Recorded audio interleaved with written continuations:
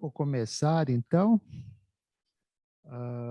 Boa noite a todos.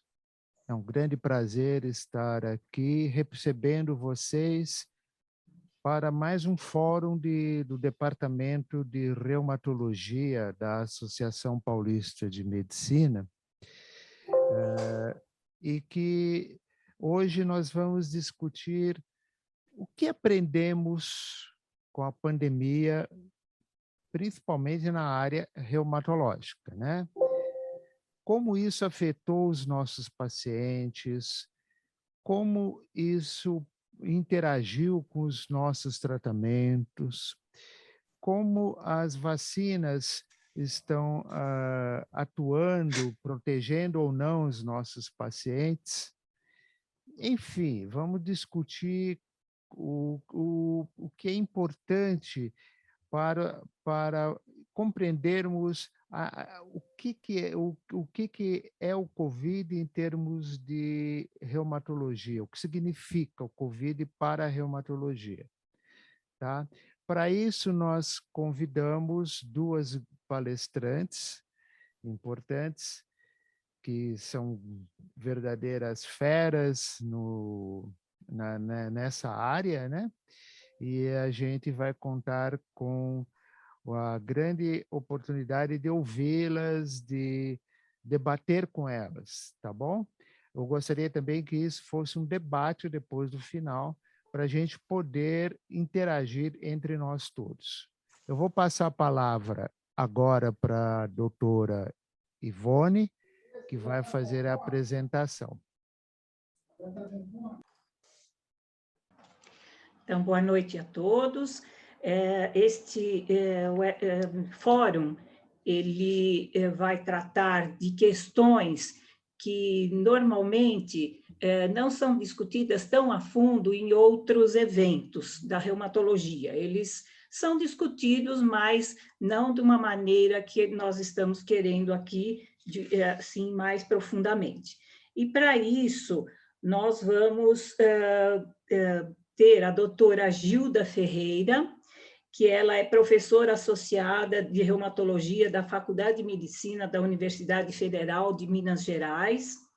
Ela é subcoordenadora do programa de pós-graduação em Ciências Aplicadas à Saúde do Adulto da Universidade Federal de Minas Gerais, e ela é coordenadora da unidade de pesquisa da Sociedade Brasileira de Reumatologia. Ela vai falar sobre doenças reumáticas e COVID, predisposições, riscos, evolução, internações, consequências, enfim, tudo o que pode acontecer com um paciente reumático quando adquire COVID. E depois nós teremos a doutora Ana Cristina de Medeiros Ribeiro, que ela é assistente doutora da disciplina de reumatologia da Universidade de São Paulo. Ela é coordenadora do ambulatório de artrite reumatoide do Hospital das Clínicas da Faculdade de Medicina da Universidade de São Paulo. Ela orienta pós-graduandos, o pessoal da pós-graduação. Ela é membro da Comissão de Artrite Reumatoide da Sociedade Brasileira de Reumatologia, e ela foi convidada também para debater o tema dela, que é vacinação, porque ela está fazendo um pós-doc em vacinação em imunossuprimidos. Então, nós vamos dar a palavra primeiro para a doutora Gilda Ferreira, que vai discorrer de uma maneira assim, mais ampla sobre o tema. E depois teremos a doutora Ana Cristina, que irá falar sobre a vacina. Gilda, com a palavra. Muito obrigada, Ivone. Boa noite. É um prazer enorme fazer essa apresentação para a Associação Paulista de Medicina. Eu agradeço o convite ao doutor Henrique e à doutora Ivone. Quando eu fiz meu doutorado em São Paulo, eu tive o prazer de trabalhar com a doutora Ivone na Escola Paulista de Medicina. Então, é muito bom reencontrá-la aqui nesse evento. Eu vou compartilhar com vocês aqui, então, a aula. Então, Estou compartilhando adequado. Hoje eu vou falar para vocês sobre, então, como disse o Henrique, as doenças reumáticas e Covid e o que nós aprendemos nesses quase 2 anos de pandemia. Não tenho conflitos de interesse relacionados a essa apresentação. Então, no início da pandemia, a relação das doenças reumáticas com a Covid-19 era uma verdadeira caixa de Pandora. Haviam muitas dúvidas, muitos medos, nós não sabíamos exatamente o que iria acontecer com os pacientes imunossuprimidos com a doença reumática e Covid-19. Observamos que grande parte da etiopatogênese da Covid-19 era muito semelhante com as nossas doenças.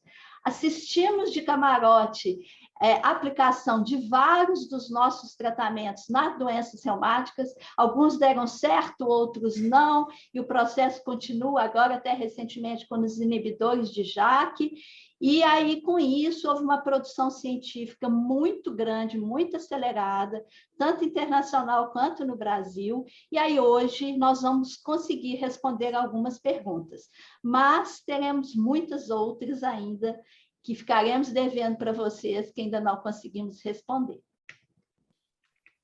Então, começando com as perguntas que mais nos desafiaram no início da pandemia. A prevalência de Covid-19 em pacientes reumáticos é diferente da população geral? A Covid-19 é mais grave em pacientes imunossuprimidos com doença reumática imunomediada? Quais são os fatores de risco associados com desfecho de gravidade, como hospitalização e óbito? Devemos descontinuar imunossupressores durante a pandemia? Quais devemos descontinuar? Quais imunossupressores estão associados com desfecho de gravidade da Covid-19? Então, vamos tentar mostrar os trabalhos que sabemos que responderam essas perguntas atualmente. Começando por essa, relacionada à incidência e prevalência de Covid-19 em pacientes reumáticos, é diferente da população geral? Então, nós vamos dar uma passada em alguns países até chegar no Brasil, para fazermos um paralelo. O que nós temos de literatura internacional com o que nós temos aqui na literatura do Brasil. No início da pandemia, a Itália sofreu muito com a infecção por SARS-CoV, e aí, com isso, houve uma produção grande, várias publicações. Neste artigo que eu vou mostrar, eles avaliaram 995 pacientes reumáticos e mostraram que não houve diferença nesses pacientes reumáticos comparado com a população geral na incidência de COVID. E também houve poucos desfechos de gravidade neste trabalho. E aí, as análises posteriores mostraram que a prevalência de Covid-19 na população de reumática era semelhante à população geral. Então, com esses primeiros trabalhos, nós ficamos mais tranquilos, e os pacientes também, mas eram dados muito preliminares. A gente precisava ter mais dados para saber realmente qual que era o risco nesta população. E aí, passando para os Estados Unidos, tem esse trabalho muito robusto, que avaliaram 33.886 veteranos com artrite reumatoide, compararam com o mesmo número de controles e viram que a taxa de casos Covid no grupo AR era um pouco maior que controles. Então, concluíram que a incidência de Covid-19 era discretamente aumentado no grupo de pacientes reumáticos comparado com a população em geral. E agora, chegando num trabalho brasileiro, a Sociedade Brasileira de Reumatologia criou uma força-tarefa para estudar a COVID na população reumática. Com isso, foi vários trabalhos muito lindos que reuniram vários pesquisadores do Brasil com esse objetivo. O projeto Mário Pinotti foi o primeiro deles, que foi um estudo prospectivo, observacional multicêntrico de 24 semanas, que incluíram pacientes com doença reumática em tratamento com hidroxicloroquina, comparado com contactantes domiciliares, que a nossa intenção era comparar com uma população que tivesse o mesmo risco epidemiológico. Os objetivos principais eram comparar a incidência de COVID nesta população de reumáticos com a população em geral e avaliar o potencial preventivo da hidroxicloroquina nas formas moderadas a graves da COVID.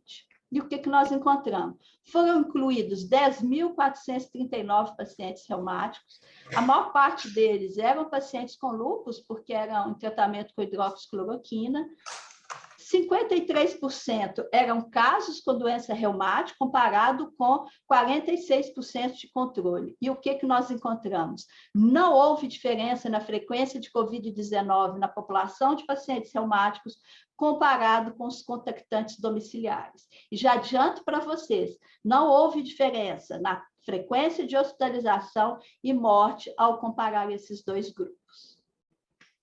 Então, concluindo esta fase, esta pergunta, a incidência de COVID-19 nas doenças reumáticas imunomediadas é semelhante ou pouco maior que a população geral. E a infecção por SARS-CoV é mais associada com a exposição de risco do que com a imunossupressão propriamente. Então, isto aí que gerou orientações para como lidar com essa população. Quais seriam as orientações publicadas nessa fase? São medidas preventivas gerais, como as medidas que nós orientamos para a população em geral. Distanciamento social, uso de máscara e, principalmente, a vacinação, que a doutora Cristina vai nos apresentar daqui a pouco. A pergunta seguinte que eu faço a COVID-19 é mais grave em pacientes imunossuprimidos com doenças reumáticas? Vamos começar com esse trabalho da Dinamarca, que é um registro nacional de base populacional, que fizeram um corte de pacientes hospitalizados, 132 pacientes com doença inflamatória e COVID-19 foram comparados com 2.811 controles e COVID. Os pacientes com doença reumática tiveram um risco de hospitalização um pouco maior que a população geral, um risco de 1,4. Mas não houve diferença em relação ao tempo de internação, necessidade de ventilação mecânica e mortalidade. Agora, passando pela Inglaterra, o que nós encontramos? Este trabalho muito interessante, porque ele é muito robusto, também tem uma amostra muito grande, eles utilizaram o banco de dados da atenção primária e fizeram linkage, 17 milhões de pacientes, comparado com 10.926 óbitos por COVID. Nesta amostra, 5% dos pacientes deles tinham doença inflamatória. E aí, esse foi um dos primeiros trabalhos que mostraram para nós quais que eram os fatores de risco relacionados com mortalidade na COVID. E aí, demonstraram de forma muito clara que a idade era o principal fator e que o risco aumentava à medida que a faixa etária aumentava também. E nós vimos aqui que o grande vilão eram as comorbidades, que principalmente obesidade e diabetes. Mas nós podemos ver mais embaixo nesse gráfico que pacientes reumáticos, neste caso, predomínio de artrite reumatoide, lúpus e psoríase, eles tinham um risco aumentado de mortalidade também. Muito menor que a idade das comorbidades, mas tinha um risco um pouco maior. Este outro registro de base nacional maravilhoso, sueco, porque lá eles conseguem incluir todos os pacientes, então a chance de viés é menor, eles avaliaram também qual que era o impacto da COVID-19 na mortalidade e morbidade dos pacientes com doença inflamatória sistêmica. E o que eles concluíram? O risco de hospitalização por COVID foi muito semelhante na população reumática comparado com a população em geral. Mortalidade foi um pouco maior, mas também não foi muito maior que a população em geral. Quando eles fizeram uma análise separada dos pacientes com artrite reumatoide, eles viram que o risco de óbito por COVID era maior de 1,27. Vou voltar nesse trabalho depois, porque nós vamos mostrar o que eles encontraram quando fizeram a análise das medicações propriamente. E agora, voltando para o Brasil, essa publicação que nós fizemos do projeto Mário Pinotti também mostrou um resultado semelhante da literatura internacional.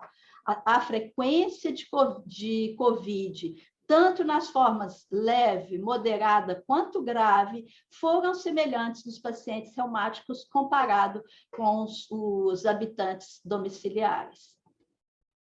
E observamos também que os fatores associados com desfecho de gravidade, como hospitalização, foram os mesmos: idade maior que 65 anos e, principalmente, comorbidades, e entre deles, na nossa população, houve um destaque para as doenças cardíacas.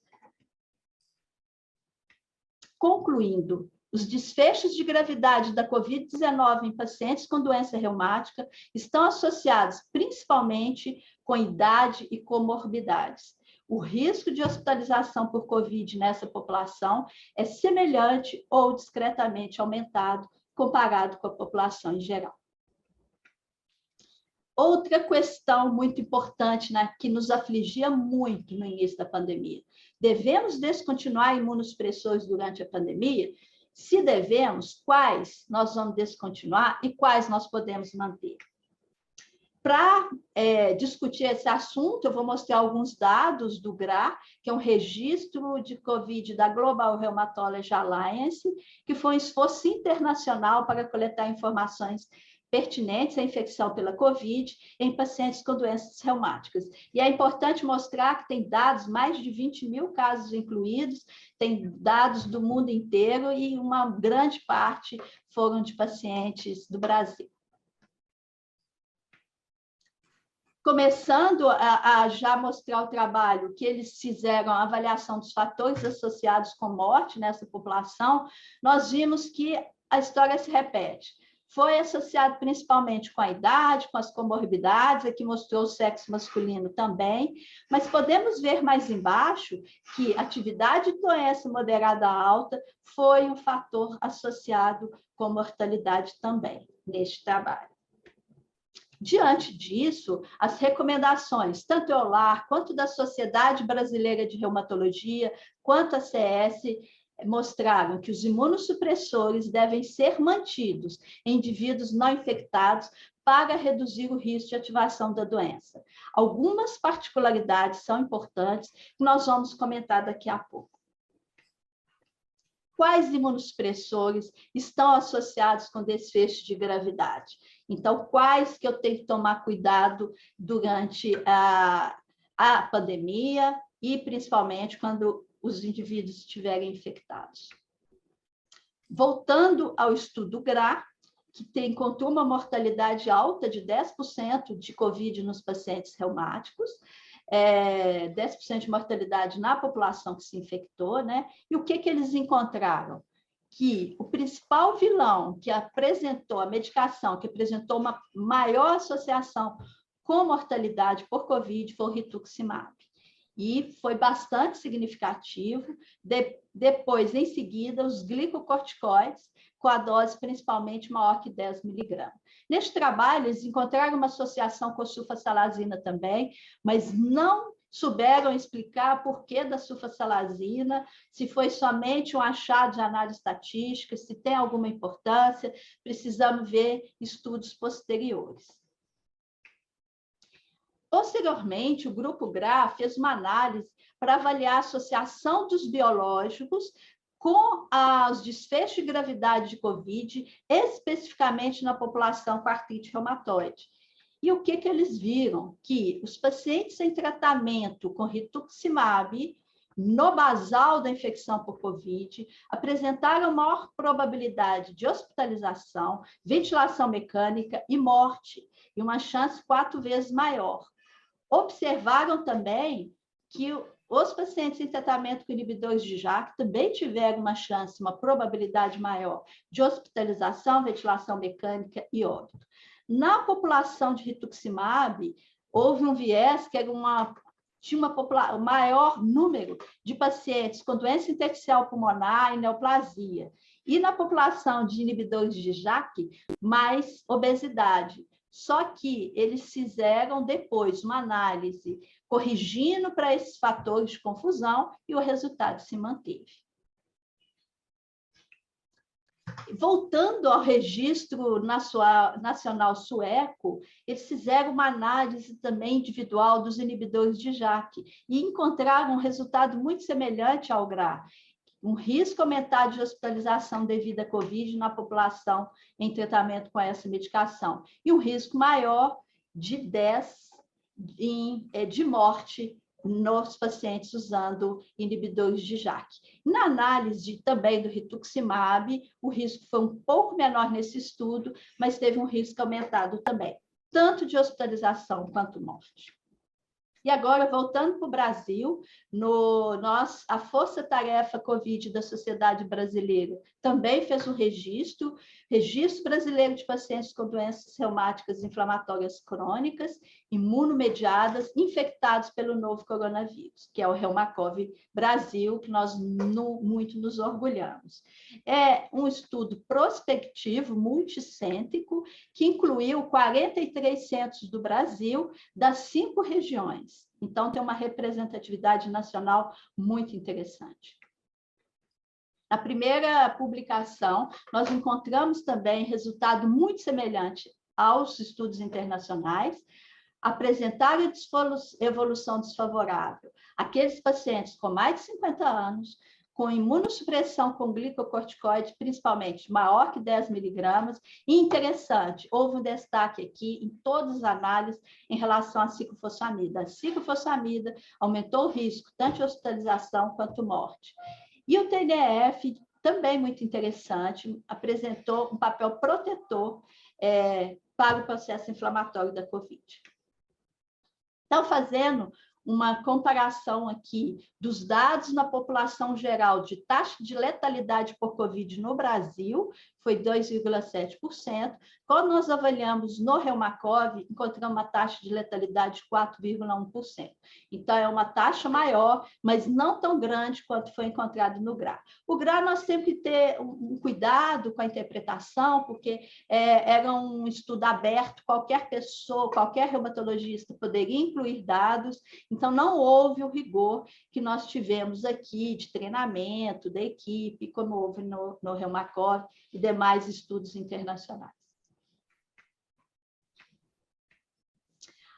Aqui, completando os dados em relação aos fatores associados com mortalidade no Reumacov, nós encontramos resultados semelhantes também às comorbidades, novamente aqui, mostrando um papel de risco muito importante, e em relação à medicação, como eu disse, tem um grande destaque aqui a pulso de ciclofosfamida, pulso de metilprednisolona e dose maior que 10 miligramas no basal da infecção por COVID.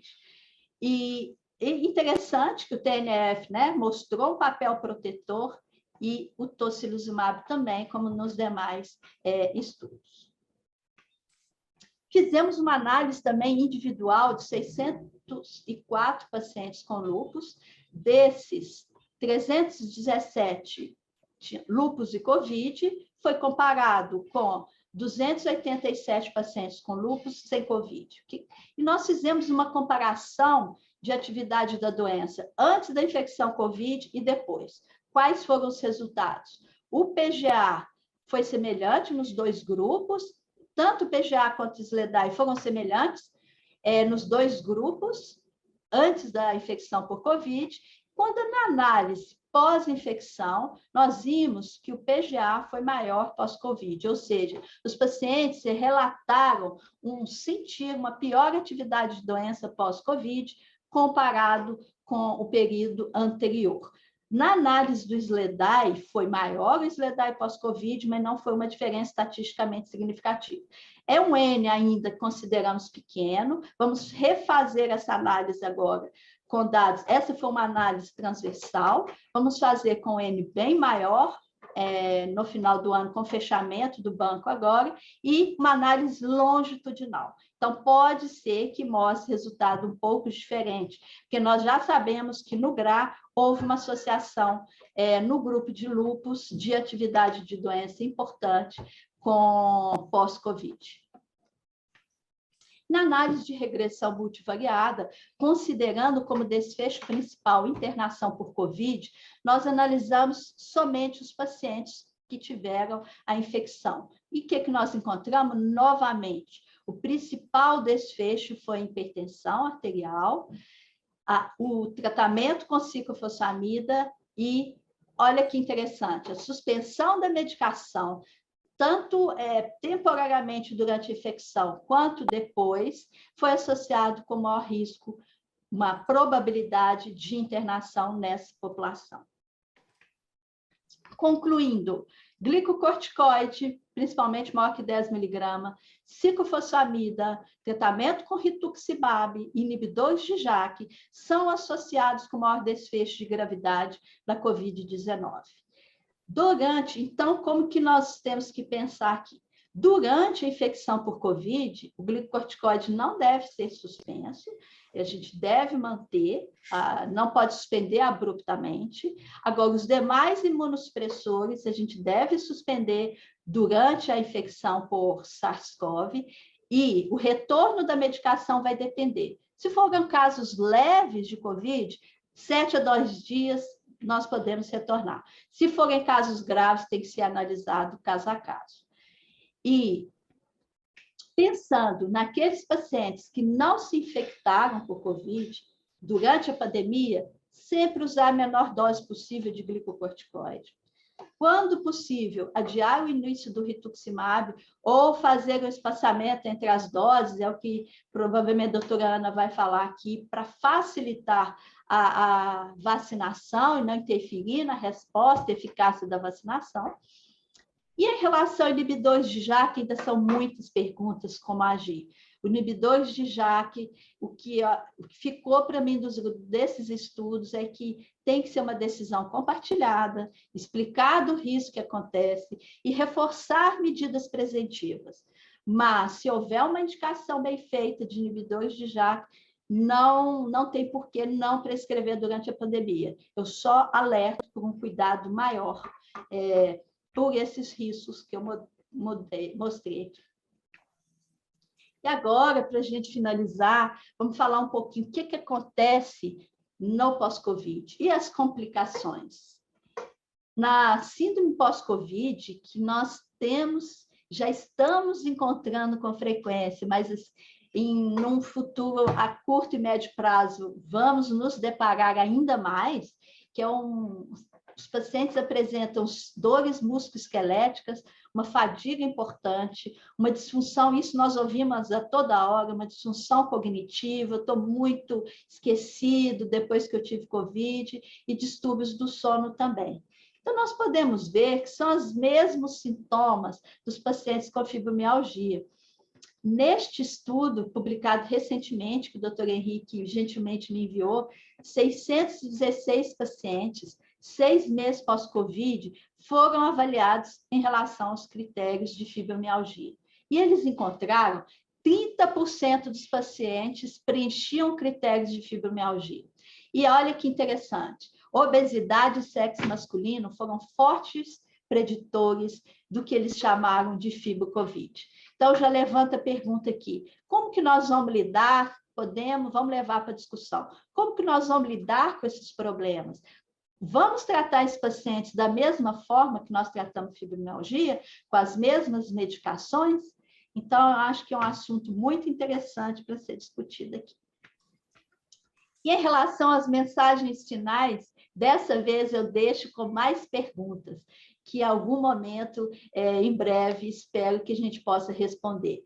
Então, uma boa parte delas já será dito, abrindo espaço aqui para a doutora Ana, qual real eficácia e segurança das vacinas contra a Covid nos pacientes imunossuprimidos com doenças reumáticas. Outra pergunta importante, qual o papel da infecção por SARS-CoV como gatilho para o desenvolvimento de doenças autoimunes? em quais doenças reumáticas a infecção por SARS-CoV está associada com a reativação da doença. Nós já vimos que, principalmente nas doenças de tecido conjuntivo, mas possivelmente na artrite reumatoide também, só que não tivemos oportunidade de estudar em todas as doenças e muito menos saber qual que é a intensidade que isso vai acontecer, ativar gravemente ou não. Então, nós estamos tendo casos esporádicos, isso acontecendo, mas precisamos de mais estudos. E a Covid-19 pode mudar a forma de apresentação de uma doença reumática previamente discutida? Pode mudar o fenótipo? Como nós vamos abordar isso aí? Então, eu deixo essas perguntas para discutirmos e espero que em breve nós tenhamos já uma literatura mais confiável, mais completa, para responder essas perguntas. Agradeço novamente ao doutor Henrique e à doutora Ivone. Foi um prazer fazer essa apresentação e agradeço a Associação Paulista de Medicina. Uma honra para mim. Bem, eu acho que agora chegou a hora da gente ouvir a doutora Ana, né, que vai falar sobre a doutora Ana Cristina, que vai falar sobre as vacinas, que é o grande tratamento, não é um tratamento, mas que é a grande sacada, é a nossa esperança de acabar com essa pandemia. Por favor, doutora Ana. Olá a todos, boa noite. Também gostaria de agradecer o convite, né, do doutor Henrique e da doutora Ivone, para estar aqui hoje com vocês e falar um pouquinho desse assunto que a gente não cansa de estudar faz um tempo, no último ano aí. Então, né, nesse ano de pandemia, na verdade, 1 ano e meio, né, o que nós aprendemos sobre doenças reumáticas e vacinação? Então, primeiro, o que é que nós já sabíamos, né? Que vacinas com germes vivos, né, vírus ou bactérias vivos, mesmo que atenuados, o uso é limitado nos pacientes reumatológicos, a gente tem que respeitar um tempo aí de desmame, de suspensão das drogas e a vacinação, dependendo da minha vida, das características das drogas, né, e que essa minha vida pode ser muito longa, essas minhas vidas podem ser longas e esperar 5 meses vidas muitas vezes atrapalha um pouco o tratamento, e uma vez que a gente deu uma vacina de vírus vivo num paciente reumatológico, imunossuprimido, esperar 4 semanas após a aplicação da vacina para reiniciar o tratamento. Mas a gente tem um calendário específico de vacinas em imunossuprimidos, que não inclui vacinas de vírus vivos. Aqui a herpes zoster está fraquinho, porque a gente tem uma de vírus vivo e tem uma que recentemente foi aprovada no Brasil, que pode ser dada nos nossos pacientes. Então, a gente tem um calendário próprio desses pacientes, e nesse contexto entrou a vacina contra a Covid-19. O que a gente já sabia sobre vacinação nesses pacientes? Que algumas drogas, primeiro que a vacinação é adequada e deve ser indicada, e que também é segura, né, contra influenza, contra pneumococo, contra tétano, hepatite B. Só que algumas drogas têm comprovação de que diminuem a imunogenicidade. Dentre elas, o metotrexato, né, para influenza e para pneumonia, já com formas adequadas de um nível de evidência 2A ou B. Os célula B, os inibidores de célula B, como rituximab, né, que reduzem bastante, são os que mais reduzem. O abatacept, mas ainda com dados com pouquíssimos pacientes, e o tofacitinib, já alguma evidência, principalmente em relação à vacina pneumocócica, também reduzindo a imunogenicidade, a resposta humoral à vacinação. E também os glicocorticoides, mas sem definir muito claramente que cutoff seria que levaria a uma inibição da imunogenicidade das vacinas. Outras drogas, como inibidores de TNF, belimumab, tocilizumab, na maioria das vezes não têm sido implicados como redutores importantes da imunogenicidade das vacinas. Só que aqui a gente vê que é tudo imunogenicidade, a gente não tem dados importantes de eficácia ou de efetividade, de quanto essas vacinas reduzem a incidência dos casos ou a gravidade dos casos. A gente infere isso de estudos em pacientes gerais para os nossos pacientes, que é muito difícil conseguir dados de efetividade. Essa revisão do EULA para fazer o seu consenso de vacina mostra, então, a importância do metotrexato, né, impactando em alguns estudos, né? Esse aqui foi meu doutorado, né? Quando a gente mostrou a influência do metotrexato diminuindo a imunogenicidade à primovacinação contra a influenza H1N1. E, além, por já se saber desse efeito, foi proposto para a vacinação contra a influenza uma descontinuação por 2 semanas do metotrexato após a vacinação para otimizar a resposta imunológica. E se observou um estudo coreano muito bem desenhado, com a participação do Winthrop, né? E o que é que eles viram? Que a partir de 10 miligramas, você reduzir 10 miligramas por semana de dose de corticoide, de metotrexato, você reduzir por 2 semanas após a vacina, você tem efeitos benéficos na resposta imunológica desses pacientes. Então, a gente poderia pensar, sempre que o paciente estiver com a doença bem controlada, em reduzir, após a vacinação de influenza, de retirar o metotrexato por 2 semanas e então voltar para otimizar essa resposta, se ele estiver usando mais do que 10 miligramas por semana. Sem grandes defeitos adversos, né? E sem uma reativação importante da doença. Então, a gente meio que já sabia disso, por quê? Porque é importante nesse contexto entender os novos trabalhos, o que é que eles acrescentaram, o que a gente realmente aprendeu e o que é que a gente só renovou, né? Em relação ao abatacept, aqui, né, isso aqui é tudo pré-pandemia, sempre tinha assim, ó, controversial, problem mildly reduced.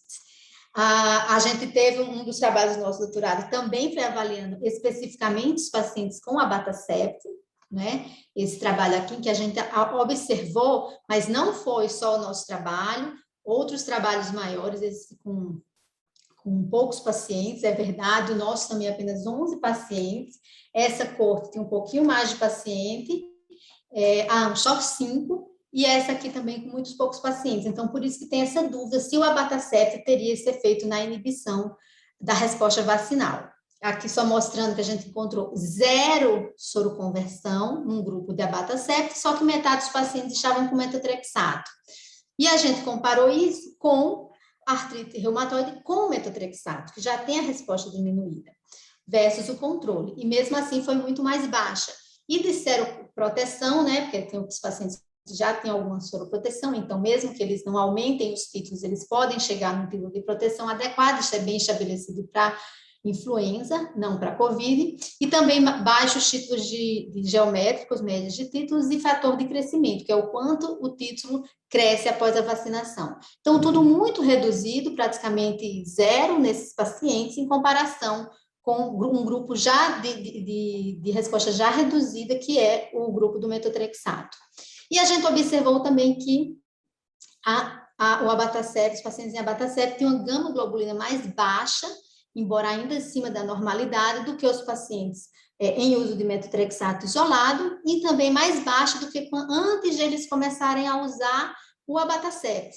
Então, a gente hipotetizou, né, que essa interação entre linfócito B e T, provocada pelo abatacept, pudesse interferir, modular, né, a produção de gama-globulinas, reduzir um pouco esses níveis, uma vez que iniciado, e realmente isso foi pano para vários outros trabalhos, depois trabalhos italianos, europeus, a gente também fez uma publicação nesse sentido, mas então a gente ficou com esse cenário, né, que metotrexato reduz e pode ser suspenso por 2 semanas, com evidência comprovada para influenza, linfócitos B, que é o que mais reduz o inibidor do linfócito B, no caso o rituximab, o abatacept já com evidência mais pouca, e também os glicocorticoides sem uma dose muito certa, e o tofacitinib. Esse estudo aqui do Winthrop quando ele começou a amizade aí com o grupo coreano, que fizeram aqueles trabalhos de desmame, ele tentou fazer o estudo para ver o efeito do tofacitinib sobre a vacinação, tanto de influenza como de pneumococo. E o que é que eles observaram? Primeiro, eles viram pacientes antes de começar a usar o tofa. E o que é que eles observaram? Que o tofacitinib, 10 miligramas 2 vezes ao dia, maior do que a gente usa aqui, e a combinação de tofa com metotrexato, principalmente, reduziam os níveis de proteção contra praticamente todos os sorotipos da vacina pneumocócica. Da vacina da influenza, a redução era menor, e se dava principalmente no grupo tofa mais metotrexato.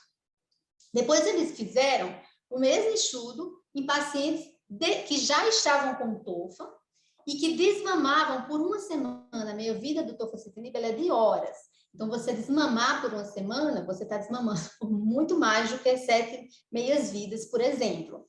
Então, o desmame por uma semana versus manter o tofacitinib. Então, o que eles observaram que para a vacina pneumocócica não fez diferença, muito menos para a vacina contra a influenza.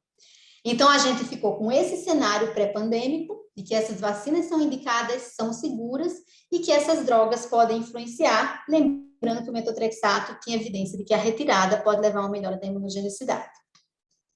E o que a gente aprendeu com a pandemia? Então, a gente aprendeu primeiro a lidar, com entender o mecanismo de ação de várias vacinas. Eu lembro quando eu fiz uma aula de vacinação em pacientes reumatológicos, quando estavam saindo as vacinas, a gente estava em estudo ainda, tem só estudos pré-clínicos. Pré-clínicos não, fase 2, né?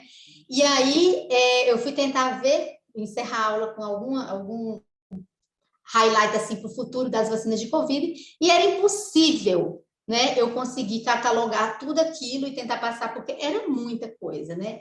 Então, a gente ficou com essas 4 vacinas que vieram para o Brasil, né? A da AstraZeneca e a da Janssen, que são vacinas com adenovírus carreadores, a da Pfizer, de RNA mensageiro, a da Moderna não tem no Brasil, e a Coronavac, que junto com a da AstraZeneca foram as que pegaram a população mais idosa e mais imunossuprimida, que foram as primeiras indicações. Então, a gente tem evidência, né, da eficácia dessas vacinas na prevenção de Covid-19, publicações excelentes em revistas conceituadas, na capacidade de prevenção de hospitalização dos pacientes, de prevenção de internação em UTI e também de prevenir a mortalidade. E aqui a gente tem um perfil das vacinas que a gente, do share, né, das vacinas usadas aqui no Brasil, das doses dispensadas aqui no Brasil, sendo compartilhadas essas 4 drogas, né, essas 4 vacinas imunobiológicas. Então, em relação a qual o efeito delas nos pacientes reumatológicos, qual a imunogenicidade que elas conseguem induzir, se são seguras, e quais as drogas que influenciam essa resposta, a gente tem um trabalho muito interessante da Victoria Fuller, um grupo de Israel, que estudou a vacina da Pfizer, né, de RNA, em pacientes, numa coorte de pacientes com doença reumatológica sistêmica, um estudo multicêntrico muito bonito, em que eles compararam pacientes com quase 60 anos de idade, um grupo controle um pouco mais jovem, né, com diferentes estatísticas, isso aqui já pesa um pouco para a gente chegar a conclusões, mas de qualquer forma, um grupo grande, mais de 660 pacientes, mais 680 pacientes, uma grande parte de pacientes de artrite reumatoide, artrite psoriásica, espondiloartrites, lúpus, bem representados, né, as vasculites também, outros um pouco menos representados. E aqui a gente mostrando os tratamentos. Então, eles no uso de glicocorticoide ali em torno de 20%, isso é importante para a gente entender. Por exemplo, os nossos dados, a gente tinha muito mais uso de glicocorticoide, uma representação boa de drogas como metotrexato, inibidores de TNF, até mesmo o tocilizumab, o rituximab, abatacept um pouco menos, inibidores de JAK, inibidores de interleucina 17 e o micofenolato. Então, uma boa distribuição de drogas para a gente poder chegar a conclusões. E aí, o que é que eles observaram? que os pacientes, de uma forma geral, em relação aos controles, têm uma redução da imunogenicidade, cerca de 14%, com uma redução dos níveis séricos da IgG anti-S1-S2, da RBD do SARS-CoV. O que é que eles observaram? Glicocorticoides, imunoterapia, inclusive, metotrexato, também, inclusive, em imunoterapia, até hidroxicloroquina, mas não imunoterapia, até leflunomide, mas não avaliada em imunoterapia, e a associação de metotrexato-TNF, mas também o TNF não imunoterapia, o rituximab, como sempre, independente se foi monoterapia ou combinado, e o abatacept, que apareceu aqui para tirar a dúvida, também em monoterapia ou combinado, e também os inibidores de JAK. Até o belimumab e o mofetil também foram implicados. E o que é que a gente observou? Que as que mais reduzem são rituximab, indubitavelmente, ele age contra o linfócito B, inibe a produção de gamma-globulinas, então é muito esperado, menos em torno de 40% de resposta geral, seguido do abatacept, como um dos que mais interferem, se vê abatacept com MTX, 40% de resposta só, e o mofetil. Então, o mofetil era uma droga que a gente já imaginava que pudesse influenciar. Sempre nos estudos, o mofetil era pouco usado há uma década atrás, depois ele ficou sendo muito usado, cortes de esclero, cortes de lúpus, e a gente começou a ver que ele reduzia bastante, mas sempre com N's pouco representados. Então, um dos aprendizados foi a influência do mofetil na resposta vacinal à Covid-19, e que a gente pode inferir isso também para outras vacinas, né, acreditar também nisso, porque, na verdade, os estudos anteriores eram cortes que praticamente não tinham mofetil. Quando a gente fez o do H1N1, que tem uma parte do estudo que é com lúpus, a gente tinha muito pouco paciente, né? Então, não conseguiu pegar essas diferenças, assim como outras cortes. E uma coisa muito interessante desse paper é que ele mostrou a resposta a vacina pelos pacientes em uso de rituximab, que foi a droga que mais interferiu, de acordo com o tempo após a última dose. Então, aqui seria 6 meses e aqui seria 1 ano. E a sobrevida média, assim, de você conseguir responder, foi justamente em torno de 1 ano. Então, o ideal é que quanto mais afastado da última dose do rituximab, maior a chance do paciente responder e montar uma resposta imunológica adequada. E que talvez essa forte influência do rituximab sobre a resposta vacinal e sobre a produção de imunoglobulinas, né, seja uma das causas, né, junto com talvez suas indicações, talvez pacientes com doença intersticial pulmonar, tudo, do que a professora mostrou anteriormente. A professora Gilda mostrou dele interferindo bastante na gravidade da Covid-19, né? Então, na regressão logística, eles viram que os fatores associados à menor seroconversão desse IgG foi a idade acima de 65 anos, o uso de glucocorticoides, o rituximab, o abatacept, sobretudo associado ao metotrexato, e o micofenolato de mofetil.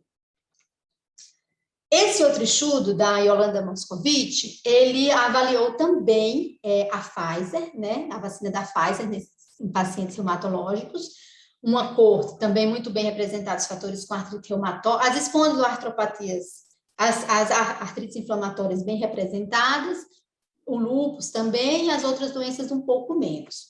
E o que é que ela viu? Também tem uma distribuição boa de metotrexato, micofenolato, biológicos, né, principalmente os inibidores de TNF, inibidores de interleucina e rituximab. A maioria dos pacientes também com terapia combinada e um terço com corticoide.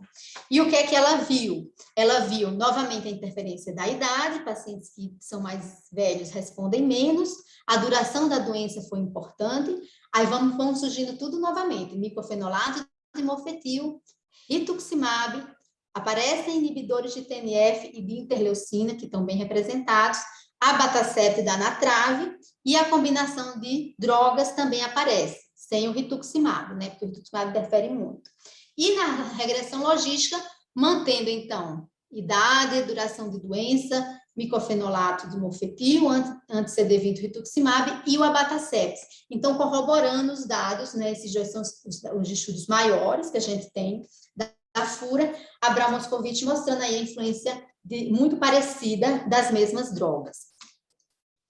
E aí a gente publicou também um trabalho sobre a imunogenicidade e segurança da Coronavac nos pacientes reumatológicos. A gente incluiu 910 pacientes, a gente tinha um N maior de quase 1.400 pacientes, que a gente subdividiu em alguns outros trabalhos. Nesse, a gente incluiu apenas pacientes que tinham sorologia negativa pré. Então, esse é um diferencial desse trabalho, porque todos os outros não conseguiram fazer o pré e o pós, e todas as medidas. Eles pegavam, assim, um N de pacientes que tinham o pós, a primeira dose, um N que tinha o pós-segunda, um N que tinha pós-Covid, mas eles não tinham todas as doses, os mesmos pacientes, não foi uma corte montada para isso. O nosso foi, a gente tem 910 pacientes soronegativos no baseline, comparados com 182 controles negativos no baseline. Por que a gente separou? Porque na influenza você não separa. Por quê? Porque existe a soroconversão, que é quando você não é negativo e positiva, a sorologia, e você tem a soroproteção, que é um cutoff de sorologia. Para a COVID, isso ainda não está definido, então a gente não sabe qual que é o nível soroprotetor. Então, por isso que a gente achou melhor, como a gente não tem uma ideia do que é o fator de crescimento para gerar uma soroconversão no paciente que já tem a soropositividade no baseline, por isso que a gente estudou só os soronegativos. E a gente viu pacientes cheios de comorbidades, né, que são fatores de risco para a gravidade, como a professora Gilda bem falou. A gente tinha uma boa representatividade de pacientes com prednisona, numa dose baixa. Todas as drogas muito bem representadas, imunossupressores, metotrexato, leflunomida, micofenolato no fetil, intencionalmente, a azatioprina também, porque no estudo da H1N1 eles ficaram na trave, então a gente fez questão de incluir um N adequado. TNF, abatacept, tocilib, ali, todos representados nessa corte. O que é que a gente viu? A gente usou o mesmo anticorpo que o grupo da Führer de Israel, e a gente viu uma redução de em torno de 25% na soroconversão, né, nesses pacientes, lembrando que eles eram previamente soronegativos, 70% nos doentes contra 96% dos controles, com significância. Isso já se observava desde a primeira dose. Também dos anticorpos neutralizantes, uma redução em torno de mais ou menos a mesma coisa, 23%, com significância estatística também desde a primeira dose. O nível de neutralização, a capacidade de neutralização dos anticorpos, quando o paciente era positivo, também era mais baixa, de 69 nos pacientes do que nos controles. E o GMT, que é a média geométrica dos títulos, também reduzidas, tanto após a primeira como após a segunda dose, cerca de metade aqui, um pouco, então, de 2,5 vezes reduzida em relação aos controles. Então, a gente observou, e aqui o fator de incremento, que isso a gente não tem para a COVID ainda, né? O quanto incrementa uma dose, né? 2,5 nos nossos pacientes, 4,5 nos controles, quanto incrementa após duas doses, 12 vezes nos nossos pacientes, 30 vezes nos controles, para ver como a gente tem uma resposta, os nossos pacientes têm uma resposta diminuída.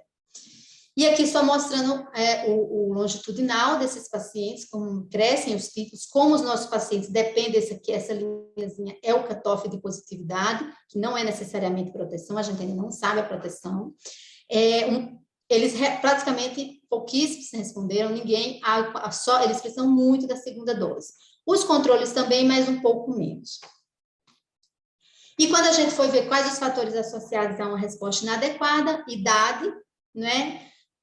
O sexo feminino também, a prednisona, o uso, a prednisona maior que 20 miligramas dia, sulfasalazina foi associada a uma melhor resposta, drogas imunossupressoras, principalmente metotrexato, aí vem a ropeteco, micofenolato de mofetil, abatacept, rituximab, o seco que aparentemente foi protetor, e quando a gente faz a multivariada, a idade e a prednisona aparecem como associados a uma resposta mais baixa, o metotrexato, o micofenolato, o rituximab.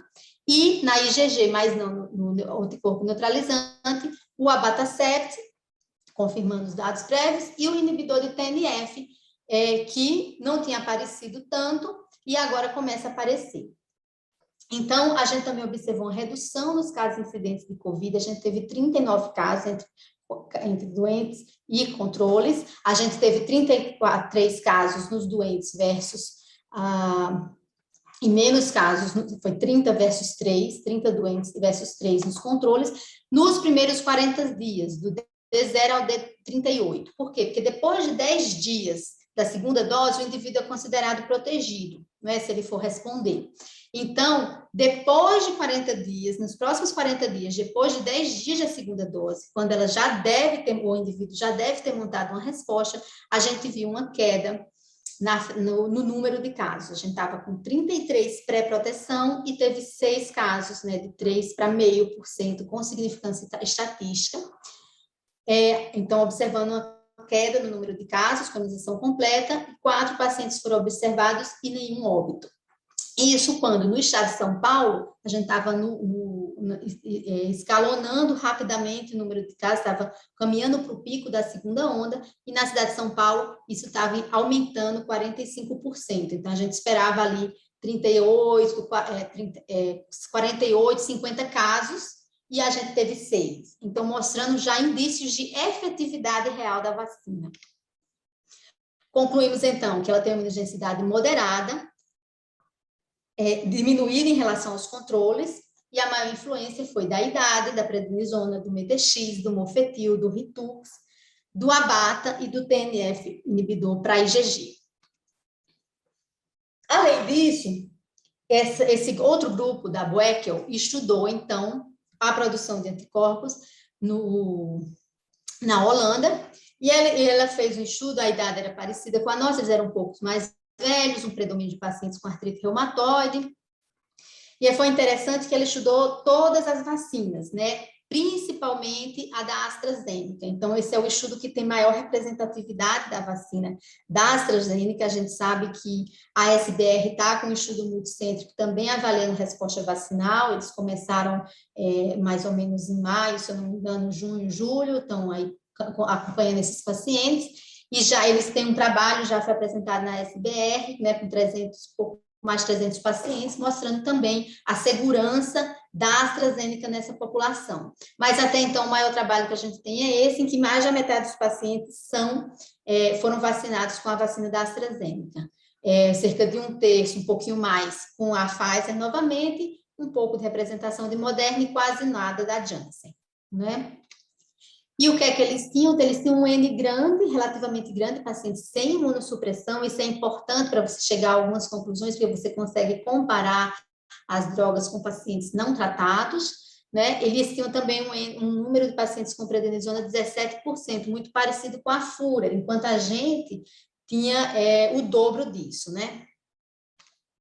E aí, o que é que eles viram? Que após uma dose, metotrexato, imunoterapia, TNF e metotrexato associados, e o anti-CD20, né, o rituximab, se associavam com a menor resposta, enquanto após a segunda dose, a principal interferência era realmente do rituximab.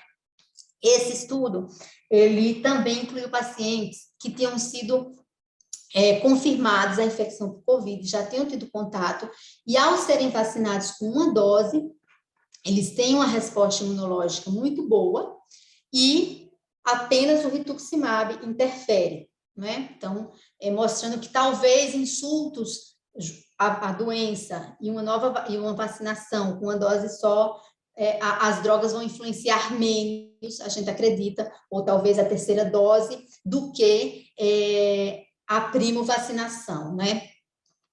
E nesse contexto, agora a gente tá em review, né? Foi aceita em review para sair esse estudo, a Nádia Aikawa, que foi a primeira autora comigo no primeiro, a gente estudou os pacientes com pacientes que já eram soropositivos no baseline, a gente comparou com os pacientes soronegativos e comparou os soropositivos entre si, doentes e controles e pacientes com artrite, com ARDS, né, doenças autoimunes reumatológicas. O que é que a gente achou?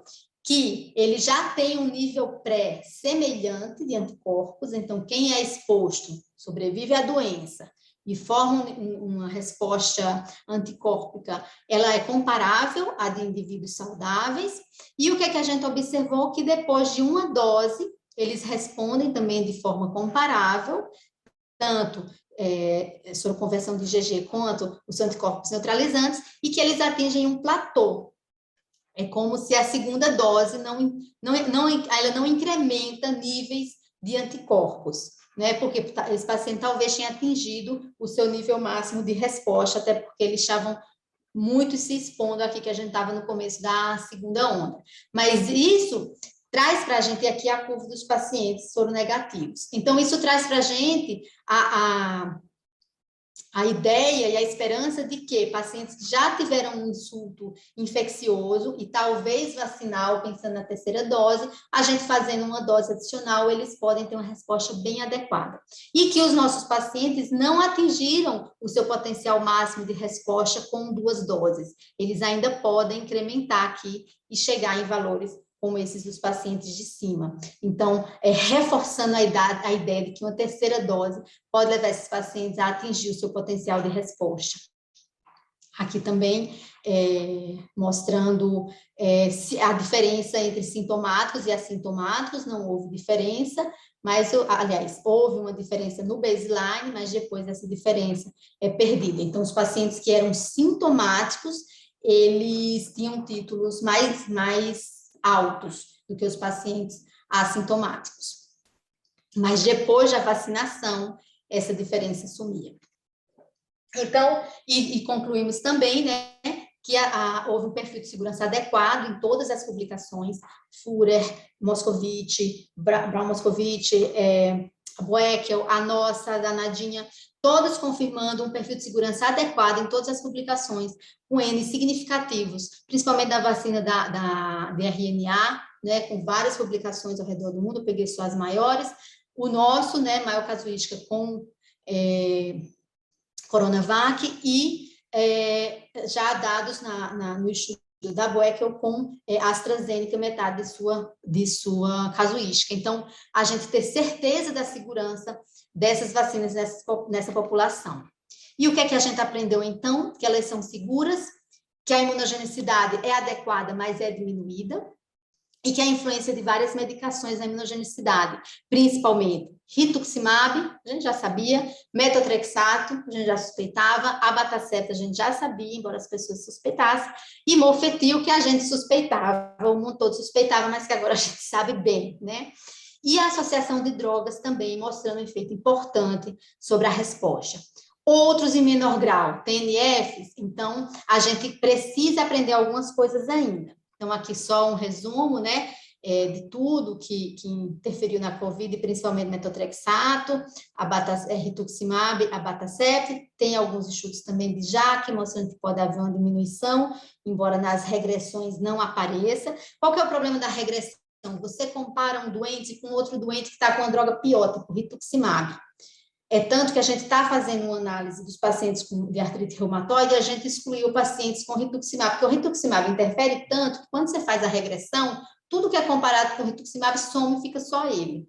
Então, é uma limitação, por exemplo, desses trabalhos, inclusive os nossos, que incluem todos os pacientes. E eu acho que uma das coisas que a gente ainda precisa aprender é justamente isso, analisar esses grupos de pacientes. Então, os de artrite reumatoide, os de lúpus, os de esclero, de espondiloartrite, separar porque eles têm perfis de drogas diferentes e ver exatamente o que acontece com cada um. Também não aprendemos que não dá mais para se conformar com essa imunogenicidade diminuída e que precisamos traçar estratégias de otimização de resposta imune, seja através de doses adicionais da vacina, que embora não tenha uma evidência científica robusta para ser indicada, a gente agradeceu muito que foi indicada para os nossos pacientes, por quê? Porque deu uma segurança, a gente está estudando a terceira dose homóloga de COVID, e a gente sabe que a SBR está estudando a terceira dose heteróloga da Pfizer em pacientes previamente vacinados com outros. Então, a gente vai ter muitos dados nesse sentido. E a gente sabe também que precisa, entre as estratégias, uma possibilidade é a retirada temporária de drogas que mais interferem nas respostas, como, por exemplo, o metotrexato. O FDA, por exemplo, o FDA não, a ACR, o ACR, ele soltou várias notas ao longo da pandemia, orientando que em pacientes com controle da doença se fizesse um achaute de drogas ali em torno de 7 semanas após a vacinação. Não teve uma aderência muito boa, principalmente aqui no Brasil, a gente ainda duvida dessa estratégia, mas observando os dados, a gente realmente precisa entender que precisa ter alguma atitude, não só observar as drogas interferindo e pronto. A gente tem um trabalho randomizado que está para sair agora de metotrexato contra a retirada, mostrando que tem um benefício, em torno de 23% aumenta a soroproteção, você retirar por 2 semanas, mas tem um custo a pagar, que é uma taxa de aumento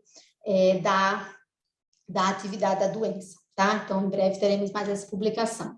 E o que falta saber? Resposta às doses adicionais, homólogas, heterólogas, como eu falei, estamos trabalhando nisso, a SBR também, o mundo inteiro provavelmente também.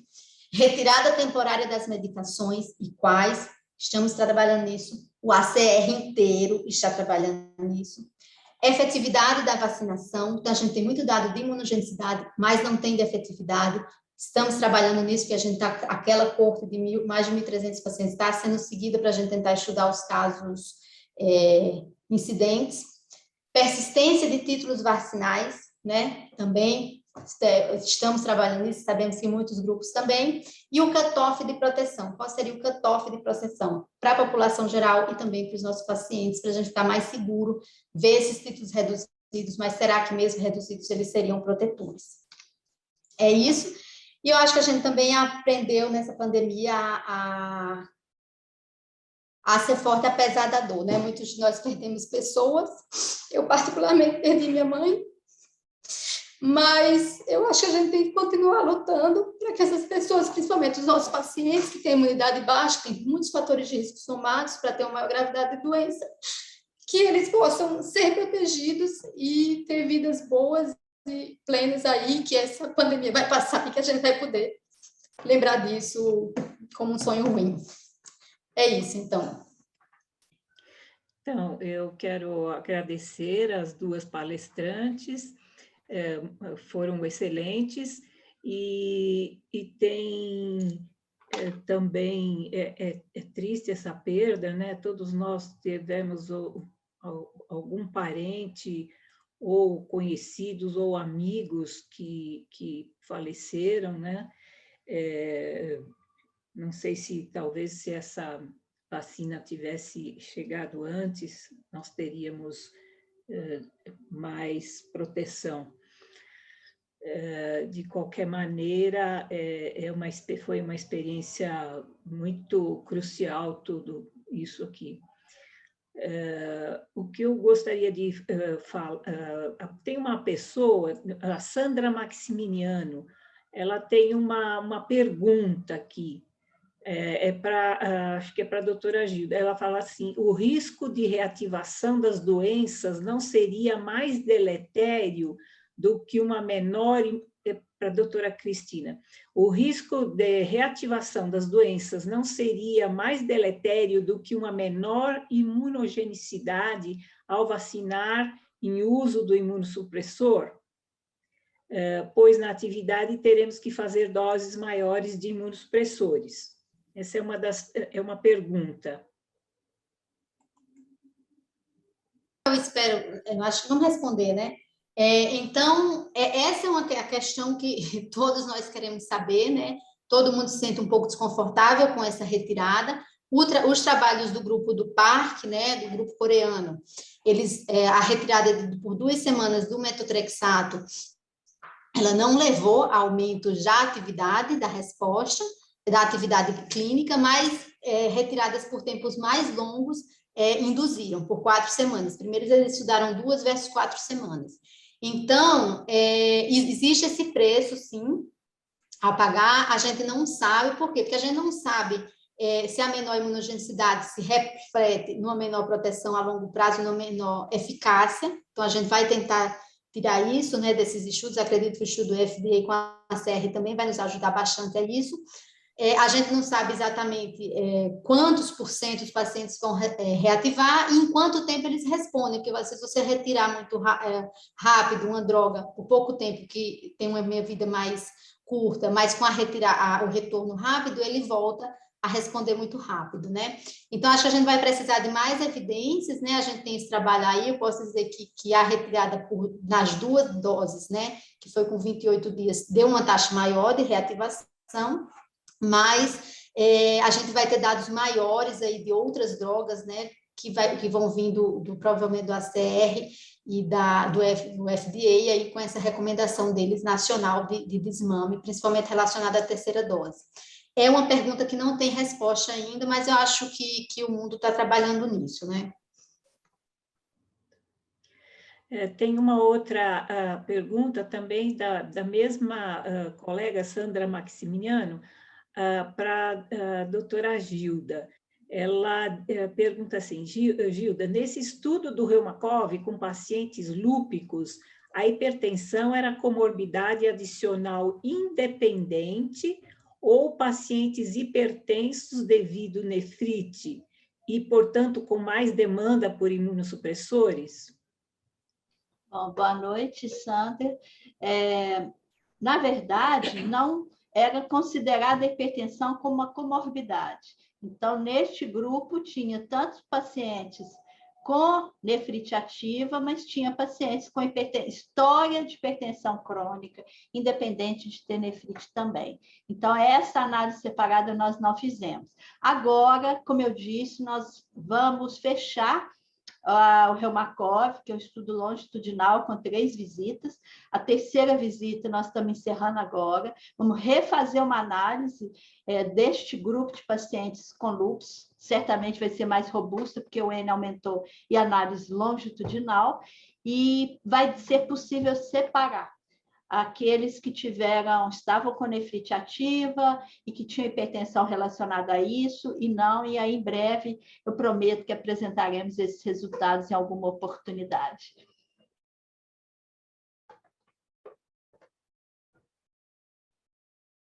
Eu gostaria de fazer uma colocação para as duas. Todo mundo falou sobre o uso desses imunossupressores e imunobiológicos, né? Então, por exemplo, o rituximab, vamos pegar como exemplo, tanto para pacientes que estão doentes com COVID, como aqueles que vão receber a vacina, o rituximab teria um efeito deletério. Lindo, isso acho que está bem estabelecido, não tem o que se discutir. Mas eu pergunto uma coisa, se a gente for olhar os pacientes que usam determinados imunobiológicos e imunossupressores, a gente vai ver, por exemplo, rituximab a gente não vai passar para um paciente que tenha apenas uma artrite que melhorou com 5 miligramas de prednisona, tá? Então, esse paciente ele tem uma determinada intensidade de doença, uma atividade, que é diferente daquele que eu vou prescrever rituximab, que muitas vezes eu já tentei outros imunossupressores antes, porque não controlava a doença. Então, não seria interessante, talvez, pegar, por exemplo, o Reumacoff, pegar todos os trabalhos e corrigir pela atividade das doenças, pela intensidade do processo, pelo número de substituições de imunobiológicos, de imunossupressores? Posso responder primeiro? Bom, então, o GRAF, essa pergunta, como sempre, as perguntas do Henrique são ótimas. O GRAF fez essa análise com corticoide só. Pelo que eu vi, ele separou aqueles pacientes que estavam usando prednisona e tiveram COVID, sem atividade da doença, e análise daqueles que estavam usando prednisona com atividade da doença. E eles viram que esse fator de piorar o desfecho era naqueles que tinham 2 coisas, na verdade. estavam com dose alta de corticoide, porque eles tinham atividade alta da doença. E aí eu concordo com você que tem algumas circunstâncias, eu acho que vale a pena a gente raciocinar no cuidado com rituximab, que é o exemplo que você deu, naqueles pacientes que estão em manutenção e estão bem da doença. Esses aí eu vou repensar, vou fazer um espaçamento das doses para conseguir vacinar de forma adequada, com eficácia, mas naqueles doentes, principalmente no Brasil, que nós indicamos rituximab, é que eles são muito graves. Por exemplo, eu faço ambulatório de lúpus e vasculite. Nós indicamos rituximab só para vasculite ANCA recidivante, grave. E a mesma coisa, nefrite lúpica recidivante. Então, na nossa experiência, nós não paramos, porque eu sempre acho que infecção é pior do que as consequências da imunossupressão, porque as duas coisas andam junto. Eu aprendi, eu gosto muito de infecção, fiz infectologia, o meu mestrado foi em infectologia, e nesses anos todos, o tempo todo eu vi isso. As coisas andam juntas. Aquele paciente, a atividade da doença é aquele que infecta mais, e eu acho que na Covid-19 serve para isso. Então, nós temos que fazer esse alerta em relação aos imunobiológicos, imunossupressores, mas para aquele doente que está estável com atividade controlada da doença. Os doentes graves com atividade alta, eu acho que o risco da atividade supera. Eu concordo plenamente com o que a professora Gilda falou, e acho também que assim, a gente não vai indicar para casos leves, né? Um dos estudos que eu mostrou uma associação com tempo de doença, né? E que tem uma associação provavelmente com múltiplas falhas, pacientes mais graves também, né? E talvez com sequelas pulmonares, tudo. Então, a gente realmente indica essa medicação, até para casos selecionados, a gente tem tido muita dificuldade também no fornecimento, né? Um fornecimento muito irregular. Foi uma das causas, por exemplo, na nossa coorte de artrite reumatoide, dentro desse estudo, a gente excluiu os pacientes com rituximab, justamente porque a gente ia ficar perdido qual era o momento, se estava atrasado, se não estava. E eu acho que uma coisa é que essas medicações com maior risco de pior gravidade, eu acho que, por exemplo, em artrite reumatoide, que a gente teve escolha, a gente teve uma tendência a evitar iniciar novos tratamentos com elas, né?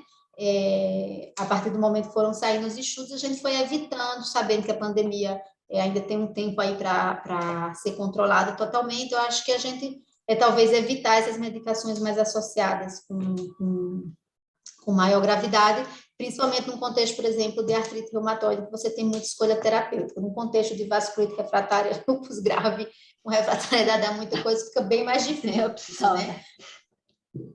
O que a gente fez foi estudar também muitos protocolos de retirada, né? Então, foi uma coisa que a gente fez, a gente reavaliou todos os pacientes que a gente pôde, viu quem tinha já desmamado corticoide, quem estava com bom controle da atividade da doença, e que, eventualmente, a gente poderia atrasar um pouco a medicação ou, por exemplo, reduzir o rituximab para 1 grama por ciclo. Então, a gente foi lançando estratégias anedóticas, assim, da nossa cabeça, evitando um pouco de iniciar essas medicações, principalmente os pacientes com artrite reumatoide que pudessem ter escolha, para evitar aí piores desfechos durante a pandemia, né?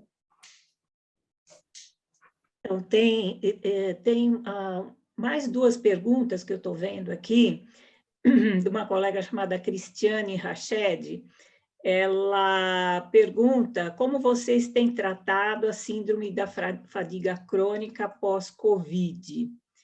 E ela pergunta também se vocês viram maior incidência de Guillain-Barré pós-vacina nos pacientes reumatológicos em relação à população.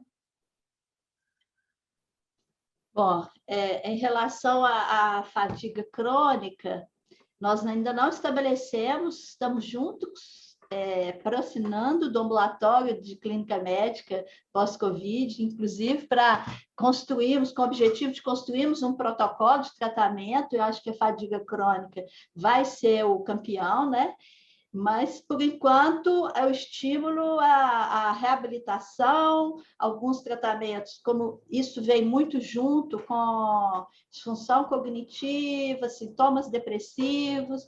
Então, o tratamento tem sido muito semelhante com a fibromialgia mesmo, mas tratamento de reabilitação, principalmente aqueles que ficam com sequela pulmonar. Mas, a Ana, se quiser complementar.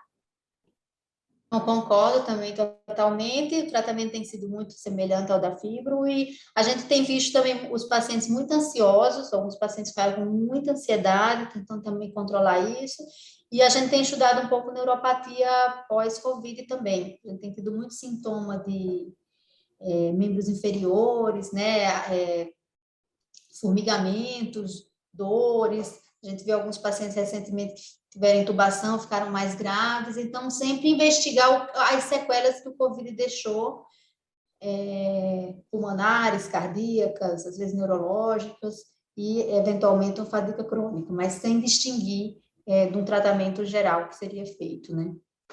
E por coincidência, hoje, dando aula à tarde para graduação, eu atendi uma paciente que tem uma osteoartrite avançada na coluna, já tinha um sintoma de uma radiculopatia leve, e ela falou que foi muito claro. Ela teve Covid, pós-Covid, ela desenvolveu uma dor forte, e hoje ela chegou lá com uma dor incapacitante, que nós tivemos que pedir auxílio para a clínica de dor, para abordagem. E então, assim, a relação temporal foi muito estreita. E foi exatamente pouco antes de vir para cá, para a reunião. Em relação ao Guillain-Barré, acho que essa pergunta da Cristiane Rached é em relação à vacina, né? Se a vacina, se você tem visto, ou talvez a Gilda também, maior prevalência de Guillain-Barré em pacientes reumáticos pós-vacina. Na nossa corte do Corona Reume, a gente não viu, não. Nenhum caso. Entre quase 1.400 pacientes com uma doença autoimune reumatológica, uns 500 controles e mais uns 500 pacientes com HIV. Tem um braço de estudo que também foi com HIV, que o Dr. Esper dirigiu. Então, a gente realmente, até agora, não vimos, né? No estudo SAFER, que nós já incluímos mais de 1.000 pacientes, no braço 1, que agora nós vamos fazer a parte de vida real do braço 2, e não vimos, também não fizemos análise ainda, mas que eu saiba, não teve casos também. O Guillain-Barré é uma coisa assim que impacta muito, mas acho que a porcentagem foi baixíssima, né? No mundo inteiro, se você considerar o mundo inteiro com vacinação, foi baixíssima a porcentagem de Guillain-Barré. Agora, tem uma outra pergunta aqui, que é da Karina Silva. Ela parabeniza pelas palestras e ela gostaria de perguntar para a doutora Ana qual a orientação para o abatacept durante a vacinação. Deve suspender o abatacept ou não? E se sim, por quanto tempo? Então, essa pergunta, então, o problema dos biológicos, na sua maioria, né, nesse contexto de retirada do desmame temporário, é justamente a meia-vida. Tirando a etanercept, que tem uma meia-vida em torno de 3 dias e meio, todos os outros, a meia-vida é em torno de 14 dias. Se você for querer tirar 2 meias-vidas do paciente depois de uma vacinação, você vai ter que tirar o remédio por 1 mês. Então, a gente ainda não sabe. O ACR, e assim, ainda tem a questão de ter a forma EV, né? E a forma subcutânea, mas a meia-vida é a mesma. O que o ACR recomendou é que se o paciente estiver estável, né, bem controlado, com remissão ou baixa atividade, você retirar 1 semana antes o subcutâneo e até 1 semana depois. Porque se você retira 1 semana antes, tem 14 dias de meia-vida. Quando chegar 1 semana depois da vacina, que é quando o indivíduo começa a realmente montar uma resposta, você vai ter passado uma meia-vida. E quando for 4 semanas, que quando geralmente atinge o pico entre 2 e 4 semanas, você vai ter passado 2 meias-vidas, né? Então, a ACR recomendou isso para pacientes chaves 7 dias antes, 7 dias depois. Eu acho que é isso que eles estão fazendo nesse estudo aí junto com o FDA. A gente não fez essa abordagem, até porque, por exemplo, no nosso estudo, a gente fez a vacinação praticamente em 2 dias, todos os pacientes. A última coleta foi num dia, agora a gente fez a terceira dose, que foi tudo num dia só. Assim, teve uns 7 a 15 dias depois, para poucos pacientes que não puderam comparecer, mas foi tipo 5% da amostra. Então, como a gente tinha um dia fixo para fazer a vacinação, ficava difícil ajustar todos os pacientes e combinar isso com eles. Então, acabou que a gente não conseguiu, por exemplo, fazer um trabalho de retirada de abatacept, por exemplo. Mas o FDA, pensando nesse sentido de meia-vida, se você para uma semana antes, aí o paciente toma, quando ele está com 7 dias, ele está sem uma meia-vida da droga, quando ele estiver com 21 dias, vai ter 2 meias-vidas, né? Então, na verdade, ele começa a responder com o paciente sem uma meia-vida da droga. Mas é muito difícil, nos biológicos que tem essa meia-vida mais longa, você saber que estratégia você vai traçar. Por isso, o que mais foi estudado foi retirada de metotrexato, foi retirada de tofacitinib, né, como eu mostrei, e tem um trabalho, assim, uma lera, né, agora que saiu sobre retirada do mofetil, mas a gente também tem um braço no estudo que é de retirada do mofetil por 1 mês, como recomenda o ACR, a Emily Neves, né, que é do nosso grupo, que faz a parte do lúpus, ela está escrevendo aí esse trabalho, para a gente também ver o efeito do mofetil. Então, as drogas que são sintéticas e têm vida curta é muito mais fácil. Biológico, aí é difícil, né? Mas talvez uma semana antes e voltar uma semana depois. É a estratégia que o ACR defende. Então, obrigada. Tem mais 2 perguntas aqui. Uma da Kathleen e a outra da doutora Sandra Watanabe. A Kathleen, ela pergunta se vocês, tanto a doutora Gilda quanto a doutora Ana, observaram uveíte pós-Covid ou pós-vacina. E da doutora Sandra, se vocês têm visto casos de reativação de doenças reumáticas imunomediadas após a vacinação contra a Covid. Bom, em relação ao uveíte pós-Covid, eu tive a oportunidade de acompanhar um caso aqui no nosso serviço, mas o tempo todo eu fiquei em dúvida, assim, será que foi uma coincidência? O paciente teria uveíte mesmo? Nós investigamos a causa de uveíte, outras causas, e não definimos qual doença reumática ele tinha. Era uma uveíte anterior aguda, acompanhei com a possibilidade de uma espondilartrite, mas não consegui ter certeza se foi mera coincidência ou não, mas foi 2 semanas depois dele ter melhorado a Covid. É saudável pós-Covid? Sim. Pós-vacina, não, né? Vocês não viram o uveíte pós-vacinal. Eu vi um olho vermelho no paciente reumatológica que já tinha história de episclerite e teve novamente. Mas, assim, uma episclerite tratou muito fácil, a gente teve um caso. Perguntando, a gente teve, mas de uveíte, não.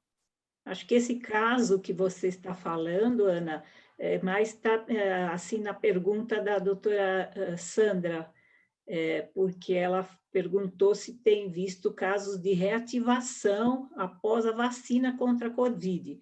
Eu não sei se nesse caso a sua paciente estava vacinada já ou foi uma reativação porque ela teve Covid? Não, essa paciente foi pós-vacina, mas era uma paciente que estava ativa, não era uma paciente, por exemplo, do grupo de desmame que estava bem controladinha, não. Era um paciente pós-vacina, uma paciente que já estava ativa do articular e que já tinha histórico de episclerite. Não um caso novo, né, um paciente sem comorbidade, e foi pós-vacina. Mas, assim, passou 3 dias depois, já estava bem, sem grandes complicações.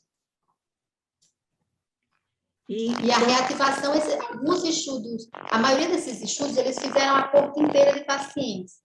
2 deles, eles estudaram os pacientes, mas assim, como eles publicaram a coorte inteira, não tem o dado direitinho da resposta da artrite reumatoide. O melhor é o da Fuhrer, que mostrou uma reativação em 20% dos pacientes, uma piora do quadro da artrite reumatoide em 20%, melhora em 20% e estabilidade em 60%. Mas na publicação, mesmo no Supplementary Data, assim, você não consegue achar direitinho como é que ela fez, o que é que considerou reativação, então talvez venha alguma publicação aí nesse sentido, numa população só de artrite reumatoide, do estudo dela.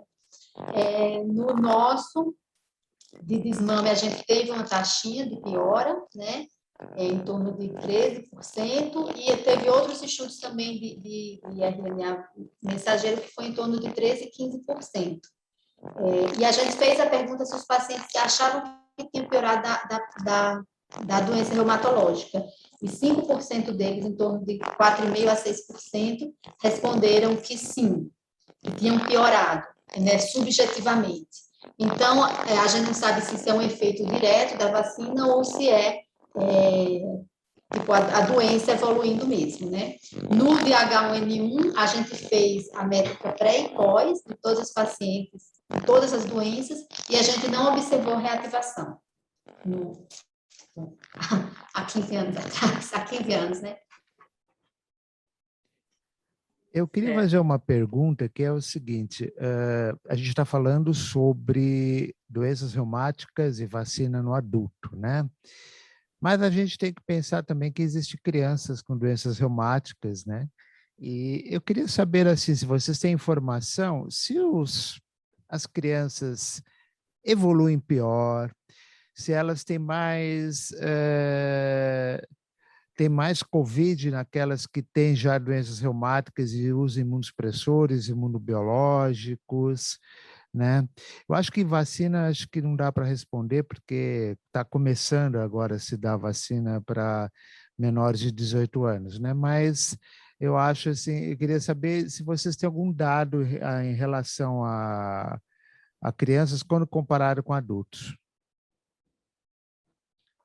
Bom, meu alvo não é estudar criança, né? Eu trabalho só com adulto, mas alguma coisa que eu li, que foi pouco, é muito semelhante com adulto. Não vi que pacientes com doença reumática têm uma frequência muito semelhante aos que não têm doença reumática em relação à infecção por Covid.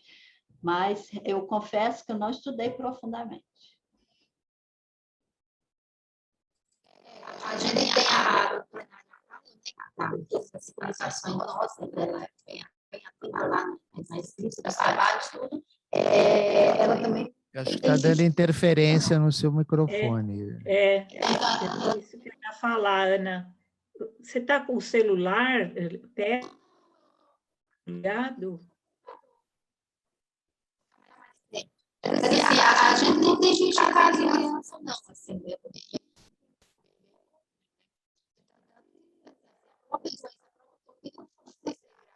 Está falhando o seu áudio, Ana Cristina. A sua internet, a sua conexão com a internet está falhando.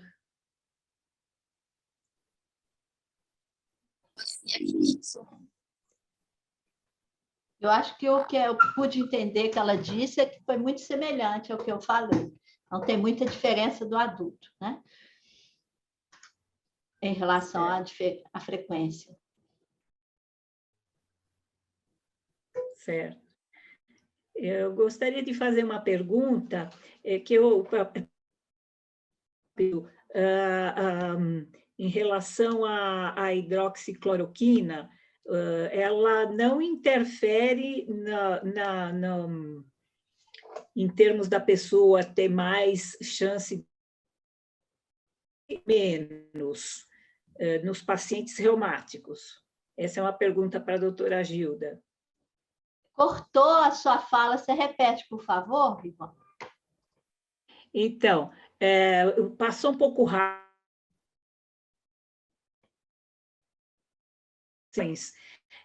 Que a influência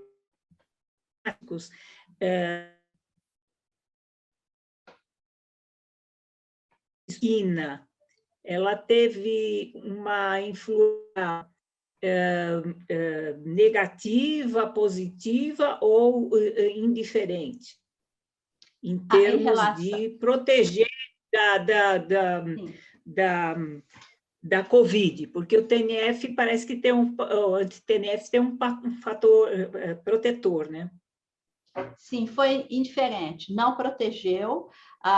Que a média de duração no PNOT, no estudo PNOT, os pacientes estavam em tratamento com hidroxicloroquina, em média, em 5 anos já, há 5 anos.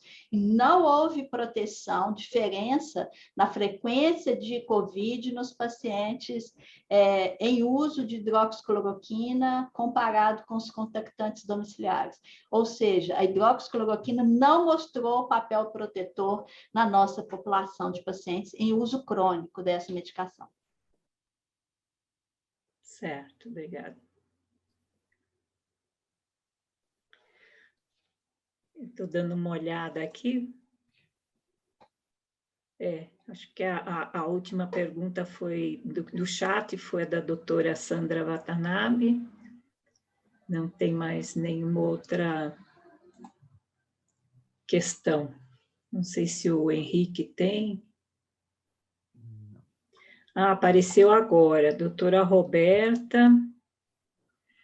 Ela pergunta, a síndrome inflamatória pós-Covid é bem descrita em crianças, muitas assintomáticas. Os palestrantes presenciaram casos em adultos, como pancreatite ou talvez a própria uveíte descrita? Sim, teve. Eu acompanhei com os meus colegas intensivistas casos de síndrome hiperinflamatória muito grave em adultos também, com uma clínica muito semelhante à síndrome de ativação macrofágica. Se é que eu entendi a pergunta adequada, minha resposta é sim. Com complicações como pancreatite também, agora uveíte não. A doutora Ana levantou a mão ali, né? Que acho que queria falar alguma coisa. Não, eu estava procurando o chat aqui e escrevi errado, desculpa. Bom, eu gostaria de fazer uma pergunta para a Ana, posso? Claro. Não, rapidamente. Sim. Vocês conseguiram descontinuar o metotrexato foi só dentro desse estudo da vacina, esses 1.000 pacientes, ou de uma forma geral no ambulatório? Na prática clínica, isso é possível? Porque nós não conseguimos. Não, dentro dos 1.000 e poucos pacientes, a gente não desmamou nada, até porque o trabalho, a primeira dose da vacina foi no dia que o ACR lançou aquela primeira notinha, lá em fevereiro. Depois foi renovando essas notas, né, de recomendação de desmame. A gente não desmamou, a gente tem desenhado um trabalho à parte, com um grupo específico de pacientes com SEDAI abaixo de 10 e prednisona dose baixa, em que a gente desmamou, aí dentro do estudo, né? São cerca de 150 pacientes. E na vida real, depois a gente deu uma analisada nos dados e viu que tinha um benefício, pacientes em remissão, ou muito baixa atividade, sem corticoide, a gente tem recomendado retirar 2 semanas. Então, tem recomendado sim, o metotrexato sim, mas o paciente tem que estar muito bem, assim. E tem que ter acesso também para nos ver de novo, caso reativo, né?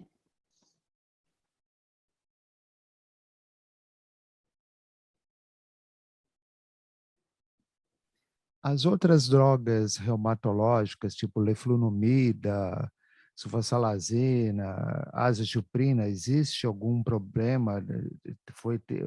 Existe algum estudo que mostre retirada ou como se comportaram em relação? Você mostrou no seu trabalho aí com a COVID, com o Coronavac, mas a gente queria saber a retirada dessas drogas, se dá para retirar ou parar, como que ficou? Os DMARDs os convencionais, né, sintéticos, mesmo os sintéticos de uma forma geral, não o metotrexato, eles não influenciaram muito, né? Então, a araba, leflunomida, sulfasalazina, cloroquina, eles até as comparações dos grupos, eles até tendem a ter uma melhora, principalmente cloroquina e sulfa, mas, na verdade, eu acho que eles estão sendo comparados com indivíduos mais graves. A Jill Bio publicou um trabalho de lúpus, defendeu que a cloroquina parece ter um efeito nos pacientes lúpicos, né, reumatológicos, que estão se tratando, parece ter um efeito de quando o paciente está com uma droga que reduz, a associação com cloroquina tende a melhorar essa resposta imunológica. Isso a gente já tinha mostrado no DH1N1, há 10 anos. E agora a gente também está para sair a publicação da Emily, que mostra na univariada que tem uma tendência, que tem uma melhora, mas que depois ela some. Então, talvez até de melhora. O que a gente observou na artrite reumatoide é que todos os DMARDs, todos, sem exceção, em combinação, reduzem a resposta. Mais o abata, né, mais o metotrexato, mais a prédia acima de 7,5, mais todas as combinações, TNF com sulfa, TNF com cloroquina, TNF com araba com metexi, tudo reduz. Só não reduziu em imunoterapia, a leflunomida e sulfasalazina e cloroquina. O resto tudo. Da tioprina, a gente achou até que ia dar, mas não deu no lúpus, não. Foi mais o mofetil mesmo. O mofetil se destacou bastante. No lúpus e na esclero, né? Você é coautor da esclero e da artrite reumatoide também. O lúpus, o mofetil se destacou bastante. A asa, não. Então, Ana, deixa eu te perguntar uma coisa. Então, o anti-TNF, ele tem um fator protetor, mas na resposta imunológica à vacina, ele interfere. Na corte grande, quando você compara com miosite, vasculite, pacientes gravíssimos, né?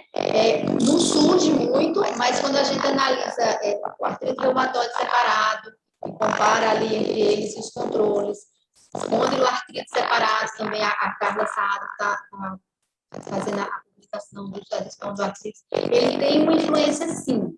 De doença inflamatória intestinal, por exemplo, que compara a influência que eles usam mais infliximab, né? Que mostra que ele tem uma influência, sim, por exemplo, quando comparado com outras drogas, então, coisas assim, não tem. Que tem, mas acaba que nas comparações das multivariáveis, né, das regressões, compara com o Ritux, que quase zero, né? Compara com o mofetil, com a bata, com o pré-20, aí essas interferências somem, mas quando você compara grupos grandes de pacientes com controles, como fez a FURA, como a gente está tentando fazer nas doenças específicas, você vê o efeito de, assim, igualmente, todas as combinações de muitas drogas mesmo.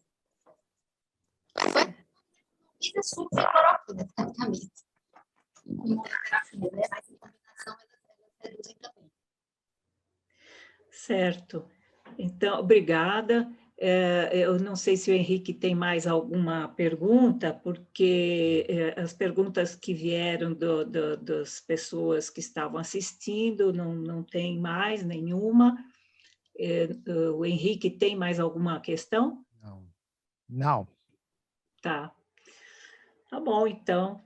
Eu acho que foi excelente, foi muito explicativo, muito conhecimento. Agradeço a vocês duas pela disponibilidade, pelo estudo em preparar a aula e pelos estudos de vocês nos assuntos, né, que vêm aí já de meses e meses.